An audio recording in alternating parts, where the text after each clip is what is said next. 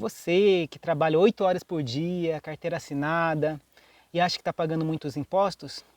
Pois é, pode ser que você tenha razão. Aqui, em qualquer lugar do mundo, os impostos são inevitáveis, mas muitas vezes é possível se utilizar de ferramentas que podem ajudar a reduzir esse valor pago. Quando você faz o uso dessas ferramentas, você está fazendo o que a gente chama de planejamento tributário. Então o plano aqui é reduzir o valor que você paga no imposto de renda, guardar dinheiro para o futuro e, se tudo der ainda muito certo, você ainda vai pegar uma restituição extra na sua declaração de imposto de renda. Então vamos lá. Primeiro vamos entender o que leva ao pagamento do imposto de renda. O que define o quanto pagamos de imposto de renda é a nossa base tributável. Essa base é dada pelo nosso salário bruto e ela vai sendo reduzida quando a gente considera outros fatores, como por exemplo, quanto você paga para o INSS e quantos filhos ou dependentes você tem. Aí na hora que você faz a declaração de ajuste anual, há outros fatores que também são levados em consideração aí. Então são despesas como educação, despesas com médicos e planos de saúde, dentistas, doações, mas aí é doações para fundos de crianças, adolescentes e idosos. E finalmente o PGBL. Com isso, a sua base vai ficando cada vez menor e, por consequência, você acaba pagando menos imposto. Então agora vamos focar no PGBL, PGBL com P de plano. Mas assim, eu vou ser sincero, o PGBL não é um investimento que vai beneficiar todo mundo, pelo menos não aqueles que têm uma renda mais baixa. Mas como saber se ele vale a pena para você? Olha, o jeito mais fácil de fazer isso é você pegar a sua declaração de imposto de renda do ano passado, que não deve ser muito diferente da sua declaração desse ano. Assim, no seu caso, você vai lá na aba de transmitidas e clica em retificar a declaração. No meu caso, eu vou abrir essa declaração aqui modelo, tá? Então, isso vai abrir a declaração novamente em modo de preenchimento. Agora, dá uma olhada no meu caso aqui. Eu tenho uma pessoa que recebeu no ano passado R$ 176 mil, fez um determinado pagamento aqui para a Previdência Pública, já pagou imposto de renda e tal. Vamos ver como é que vai funcionar no seu caso. Uma vez que você já tenha feito essa parte da declaração, que é a mais importante, agora você vai na aba de pagamentos efetuados na sua declaração. Agora clica em novo e na janela que se abrir, escolhe o código 36 de Previdência Complementar. Agora não importa muito os campos de CNPJ e nome.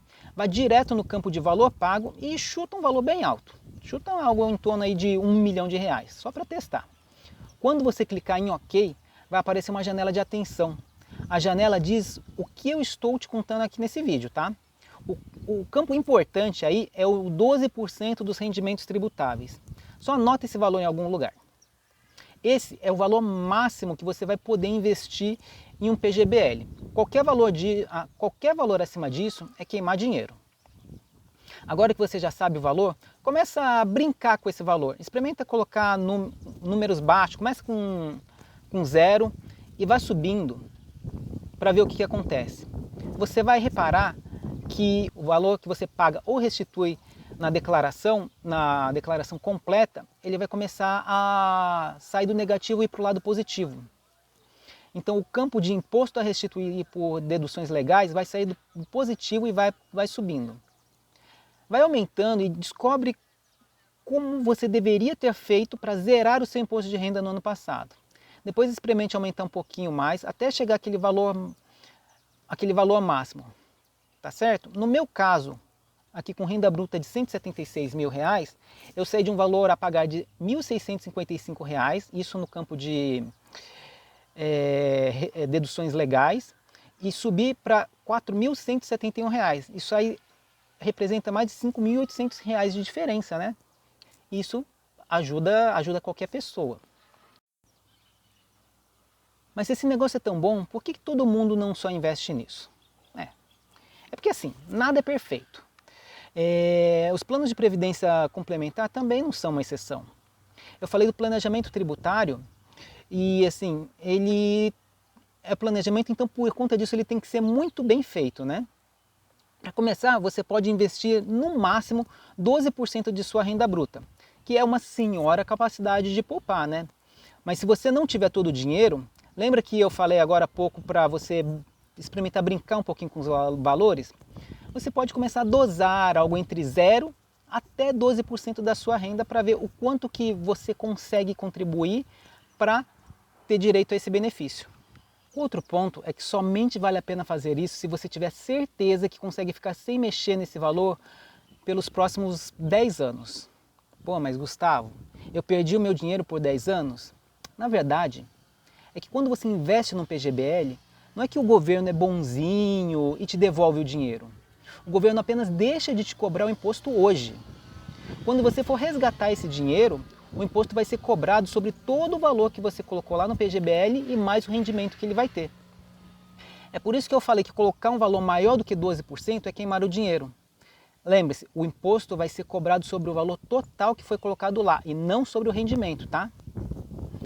Então se vai ser cobrado sobre todo o rendimento, quer dizer que não vale a pena fazer o PGBL? Eu cheguei nessa parte do vídeo para chegar nessa conclusão? Não, claro que não. É que assim, quando você coloca o dinheiro no PGBL, a gente faz um processo de adiar o pagamento do imposto. O valor que é restituído volta para sua mão e você pode aplicar esse valor novamente. Se você não fizesse o PGBL, você simplesmente perderia esse valor hoje. Esse é um valor que vai continuar nas suas mãos e pode render juros sobre juros ao longo do tempo. Então, na hora de cobrar imposto, existem duas tabelas de cobrança. A tabela que no longo prazo costuma ser a mais vantajosa é a tabela regressiva, onde você começa pagando 35% de imposto sobre o valor que está investido e vai reduzindo 5% a cada 2 anos. Então, depois de 2 anos você paga 30%, 4 anos 25%, 6 anos 20%, 8 anos 15% e finalmente depois de 10 anos você paga apenas 10% de imposto de renda. Mas assim, lembre-se que se você colocar valores em diferentes datas, valores mais antigos pagam menos impostos e valores mais novos pagam mais impostos, tá? Então se você hoje paga 27,5%, daqui a 10 anos você vai pagar apenas 10% sobre aquele valor que está investido. Ou seja, é um benefício fiscal que vale a pena apenas a longo prazo. Uma outra possibilidade é você pagar impostos e seguir a mesma tabela do seu salário, que é o que a gente chama de tabela progressiva. Ela começa em 0, 7,5% e vai até 27,5%. Essa é uma tabela que funciona independente do tempo que o valor ficou aplicado. Essa tabela faz sentido, mas você usa para casos mais específicos. Por exemplo, se você precisou do dinheiro antes da hora, você tirou um ano sabático e naquele ano você não teve renda, entre outras possibilidades. Tá, e como é que você seleciona a tabela? Na verdade, na lei atual, depois de 2024, você define se vai optar pela tabela progressiva ou regressiva no momento que você fizer o seu primeiro resgate. Aí, nesse caso, você escolhe basicamente o que é mais vantajoso para você. Um detalhe que eu falei por cima agora há pouco é que para ter o benefício de aumentar a restituição em determinado ano, a contribuição deve ser feita no ano imediatamente anterior. Então, se você quiser ter o benefício, por exemplo, em 2026, você deve fazer a contribuição até o último mês de 2025.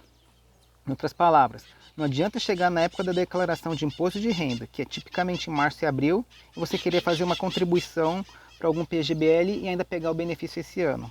Não, essa contribuição somente vai valer para o ano seguinte.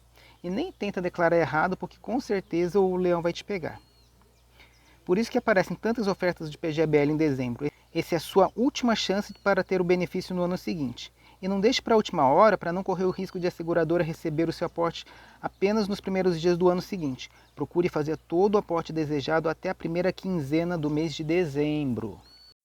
Um ponto importante do benefício fiscal do PGBL é que, além de ser obrigatório fazer a declaração completa do imposto de renda, também é necessário contribuir para o INSS ou para um regime de previdência próprio.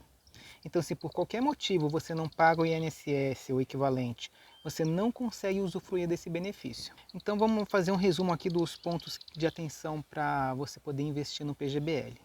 Primeiro, apenas contribuintes da Previdência Oficial ganham esse benefício fiscal. Segundo, é preciso fazer a contribuição este ano para ter o benefício no ano seguinte.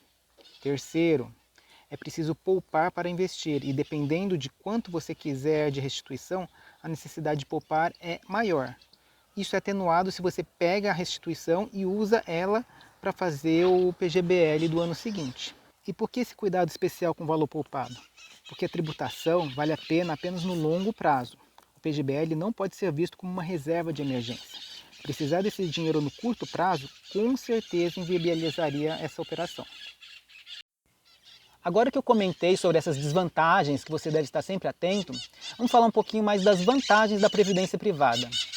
E nesse caso, são válidas tanto para o PGBL, com P de plano, quanto para o VGBL, com V de vida, tá bom? Primeira vantagem, come cotas. Os rendimentos de fundos de investimento tradicionais, como os fundos de renda fixa, os fundos multimercados, eles não são 100% seu. Parte do rendimento precisa ser dividido pelo governo. E veja bem, eu só estou falando do lucro, porque o prejuízo é seu, tá bom? Nos investimentos, o fato gerador do imposto de renda é o resgate dos valores. Só que nos fundos de investimento, muitas vezes, a gente não faz o resgate e deixa o dinheiro lá rendendo ao longo do tempo. E como pode ser que eles sejam resgatados só muito lá na frente, o governo vai ficar muito tempo sem ter a parte dele. Então, como o pessoal do governo não é bobo nem nada, eles decidiram inventar um negócio chamado come cotas. Isso aí é uma cobrança antecipada de imposto que ocorre de forma semestral. E isso vai consumindo uma parte do seu rendimento. A vantagem tanto do VGBL quanto do PGBL é que eles não têm esse come cotas, o que é uma grande vantagem para eles, né? Outra vantagem é a portabilidade.